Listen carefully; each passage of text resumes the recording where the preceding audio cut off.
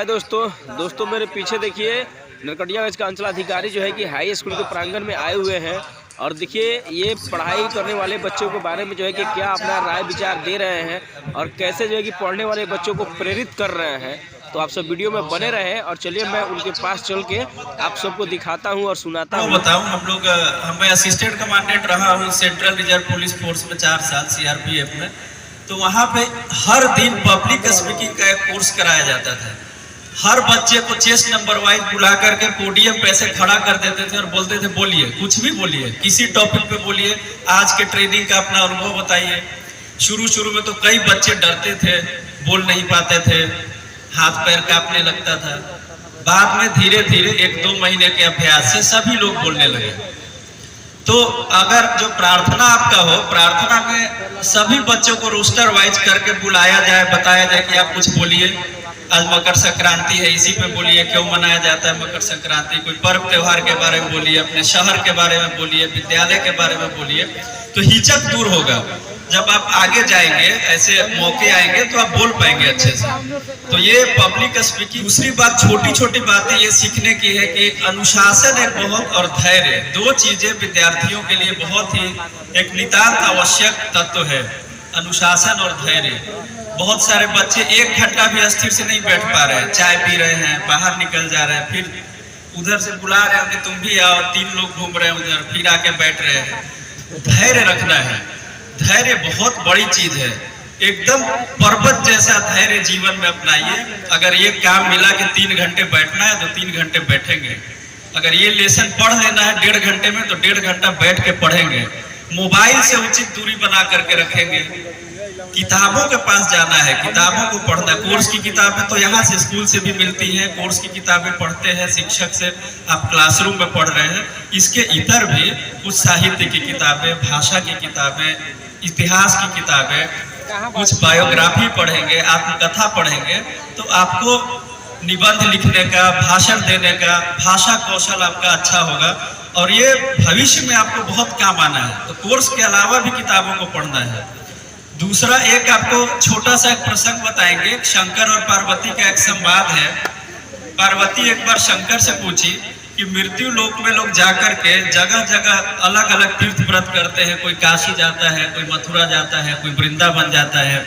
आप तो प्रभु देवाधिदेव महादेव हैं, आप इतने परम विद्वान हैं, कोई एक जगह बताइए जहाँ जाए और सभी तीर्थों का फल मिल जाए। तो शंकर बहुत सोचने के बाद बोले कि पुस्तकंच महेशानी यद गृहे विद्यते सदा काश्यादिनी च तीर्थानि सर्वाणि तत्र विद्यते। हे गौरी, जहाँ पुस्तकों का वास हो वहां जाइए, वहां काशी आदि सभी तीर्थों का फल स्वयं प्राप्त हो जाता है। तो आप सभी लोग 1 महीने में 1 किताब जरूर पढ़ें। जैसे मेरा सुझाव माने, गांधी का आत्मकथा आप लोग में सत्य के साथ प्रयोग, और उससे शुरू करें। नेहरू जी की किताब है भारत की खोज, हिंदी माध्यम से आप लोग पढ़ रहे होंगे तो हिंदी में बहुत सारी किताबें हैं। आपके यहाँ दिनकर, बगल में रजिस्ट्री ऑफिस में दिनकर जी बहुत साल तक काम किए। दिनकर की कविताएं आपको रश्मि रथी पढ़ना होता होगा। हम लोग तो 8वां 9वां में तो बहुत सारी कविताएं याद करते थे। कविता याद करेंगे तो भाषा आपकी समृद्ध होगी। कुछ कविताएं पढ़ना है, प्रेमचंद का उपन्यास पढ़ना है, प्रेमचंद की कथाएं पढ़नी है। 300 से अधिक प्रेमचंद का कथा है। आपके सिलेबस में भी कुछ कथाएं होंगी, कफन, बूढ़ी काकी, ये सब हम लोग पढ़ते थे हाई स्कूल में। आप पढ़ेंगे तो आपकी सूक्ष्म संवेदना विकसित होगी। हम लोग तो सामान्य बात करते हैं, खाए पिए, कैसे हैं, क्या है। एक सूक्ष्म संवेदना भाषा और साहित्य पढ़ने से विकसित होगी कि आप लोगों के मनोभावों को पढ़ पाएंगे। आपके अंदर एक सेंसिबल कैरेक्टर डेवलप होगा। तो ये चीजें प्रेमचंद को पढ़ना शुरू करिए, गांधी को, नेहरू को, और भी जितने महान लोग हैं, वैज्ञानिक लोगों की आत्मकथाओं को पढ़िए। और सब लोग गांठ बांध लीजिए। किताबें जो है एकमात्र ऐसी चीज है जो आपको धोखा नहीं देंगे। आप मित्र को खोजेंगे शाम में कि चलो पुष्पांजलि में चाट खाए के बाद, एक तरह के दोस्त को खोजेंगे, बेतिया घूमना है। अभी तो आप ट्रेन रूट पर है, ट्रेन रूट वाले स्टूडेंट जल्दी बिगड़ते हैं। ट्रेन में बैठ के बेतिया भाग गए, रक्सौल भाग गए, बगहा भाग गए, ये सब नहीं। जैसे ही समय मिले कुछ किताबों का अध्ययन करिए। और आप लोग बहुत विद्वान लोग, बहुत विद्वान शिक्षकों के सानिध्य में आप लोग हैं। जो 2 लोग बैठे हुए थे, अवधेश तिवारी जी, भोट चतुर्वेदी जी, उनसे भी आप लोग फायदा उठाइए। देखिए अभी मंच पर आ गए सुनील वर्मा जी, ये तो इस शहर के लिए प्रेरणा का स्रोत है। एक और छोटा सा उदाहरण आपको देता हूं, मैं सुनील जी के बारे में बताऊंगा कि हम लोग जैसे जैसे पढ़े और पहली नौकरी फौज में लग गई, असिस्टेंट कमांडेंट हुए सीआरपीएफ में, कभी खेल कूद बचपन से नहीं किए। वहां जाने के बाद एक एसेंशियल पार्ट होता था कि शाम में खेलना है, वॉलीबॉल खेलना है, और हम बड़ा बचते थे, खेलने आता नहीं था कुछ, तो पीछे खड़े रहते थे कोना पकड़ के, कोई देखे नहीं, जैसे गेम पीरियड ओवर हो जाए अपने अपने हॉस्टल में सब लोग चले जाए। तो एक सीनियर अफसर थे, हमको वाच किए, बोले कि तुम इन्वॉल्व नहीं रहते हो खेलने में। हम बोले सर खेलने आता नहीं है और शर्म लगता है, बॉल वॉल पे लगता नहीं है सर, तो अकेले खड़े रहते हैं।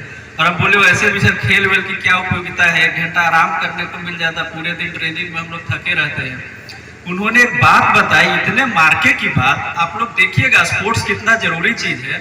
उन्होंने कहा कि अभी तुम लोग ट्रेनिंग कर रहे हो, कल तुम्हारी पोस्टिंग हो गई, किसी नक्सल हिट एरिया में चले गए, उग्रवाद प्रभावित क्षेत्र में पोस्टिंग हो गई, आज रात में पहुंचे यूनिट में, और कल ही आपको किसी अभियान में जाना है, 10-15 लोगों को लेकर के जाना है। कैसे चिन्हित करिएगा कि कौन व्यक्ति इसमें एकदम अनुशासित है, बढ़िया है, हिम्मत वाला है, टीम भावना वाला है, नेतृत्व क्षमता वाला है?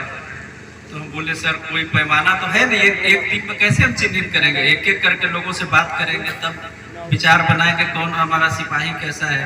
वो बोले कि नहीं, स्पोर्ट्स एकमात्र तरीका है। कोई भी आर्मी का, फौज का ऑफिसर जिस दिन ज्वाइन करता है, सबसे पहले वॉलीबॉल का मैच कराता है। पूरे कंपनी को 2 पार्ट में बांट दिया, वॉलीबॉल का मैच शुरू हो गया और अपने बैठ करके देखते रहता है।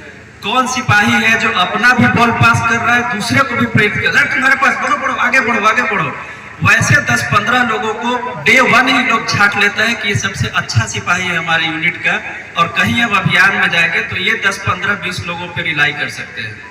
खेलते समय आदमी बनावटी नहीं हो सकता है। क्विक निर्णय लेने की क्षमता, नेतृत्व की क्षमता, दूसरों को प्रेरित करने की क्षमता, तो स्पोर्ट्स कल्चर भी हर विद्यालय में विकसित होना है।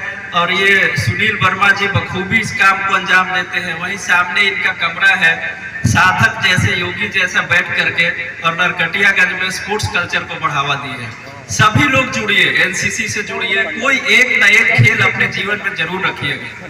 जैसे ही आप स्पोर्ट्समैन स्पिरिट होगा, आप कई चीजों से, आप नशा करने के आदि से छूट जाएंगे। आपको लगेगा इतना मेहनत किए, सुबह सुबह मसल्स बनाए हैं और नशा करके इसको खराब करें, नशा की प्रवृत्ति नहीं आएगी, अनुशासन जीवन में स्वमेव आएगा। और ये चीजें आप किसी भी क्षेत्र में जाए बाद में, ये स्पोर्ट्स आपको ये अनुशासन देगा, धैर्य देगा, टीम स्पिरिट देगा, नेतृत्व क्षमता देगा।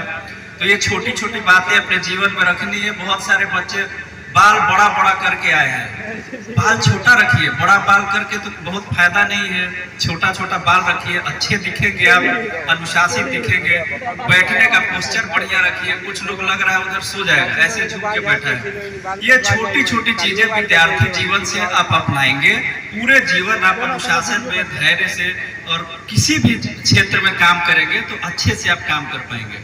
तो क्या करना है, पुस्तकों में अभिरुचि विकसित करनी है। विद्यालय का जो पुस्तकालय होगा वहां समय दीजिए, प्रेमचंद की किताबें खरीद के पढ़िए, गांधी की किताबें पढ़िए। आप खेल जरूर जीवन में, बच्चे बच्चियां दोनों लोग खेल जरूर एक जीवन में रखिए। स्पोर्ट्स स्पिरिट डेवलप करना है। और हम लोग फिर कभी आएंगे, प्रिंसिपल साहब से मेरी कई बार बात हुई कि हम आकर के बच्चों से बात करेंगे करियर काउंसलिंग के बारे में। बहुत सारे लोगों को पता नहीं होगा आगे किस किस क्षेत्र में जा सकते हैं, पत्रकारिता में जा सकते हैं, फैशन डिजाइनिंग में, बहुत सारी चीजें हैं। अभी हम लोग तो जब थे तो 2 ही चीज पता होता था, 10th के बाद मेडिकल में जाना है बायोलॉजी पढ़ेंगे, और इंजीनियरिंग में जाना है तो मैथ पढ़ेंगे। अब बहुत सारे क्षेत्र हैं, हम लोग इस पर भी कभी बात करेंगे। आज समय कम है और हम लोग अपने अभिभावक, अनुमंडल पदाधिकारी महोदय को, सर को सुनेंगे। अभी आप लोग अपने धैर्य से बैठिए और जो चीजें, छोटी छोटी चीजें बताए हैं उस पर सबक अमल करिएगा। बहुत धन्यवाद आपको इतने अच्छे से सुनने के लिए। ठीक है, जय हिंद, जय बिहार।